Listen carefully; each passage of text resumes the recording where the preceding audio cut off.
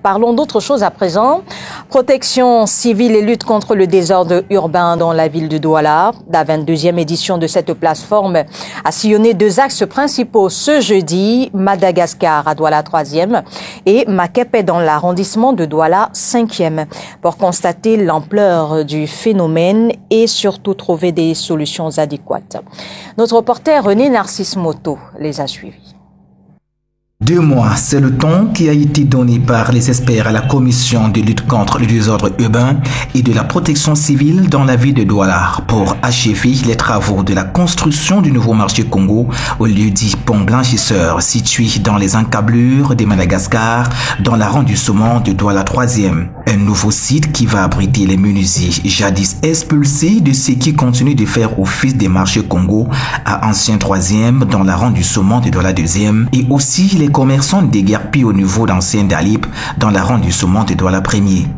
Les travaux qui ont été engagés sur ce site vont à pas de tortue du fait de quelques difficultés auxquelles font face les techniciens sur le terrain. Un écueil que la commission de lutte contre le désordre urbain descendue ce jour sur le terrain entend contourner. C'est une zone difficile, complexe. Nous pensons que d'ici 1 ou 2 mois, si nous ajoutons beaucoup de poussière, nous pouvons avoir donc la terre ferme.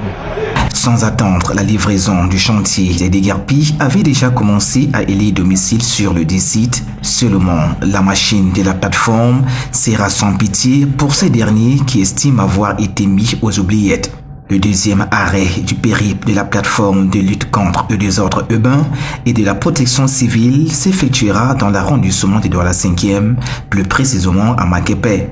À cet endroit, l'on observe l'affaissement du terrain au niveau du pont qui relie Koto à Makepe, un danger pour les usagers de la route et les populations riveraines. Le DALO qui y est implanté a du mal à écouler les eaux. 200 millions de francs CFA, c'est le montant à débourser pour la réhabilitation de ce site. La plateforme de lutte contre le désordre urbain et de la protection civile, et qui en était à sa 22e édition ce jour, a permis de toucher du doigt certaines réalités, mais aussi et surtout de prendre certaines mesures. La mesure d'urgence, c'est d'abord évaluer la résistance résiduelle.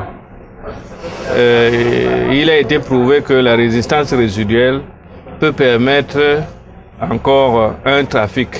Nous pensons aussi qu'on doit interdire aux poids lourds de passer par là. La prochaine descente sillonnera les quartiers tels Bonadjo, Bonapriso, Bali et Aqua. À ces endroits, des foyers de désordre urbain ont été identifiés. C'est ces 2 grands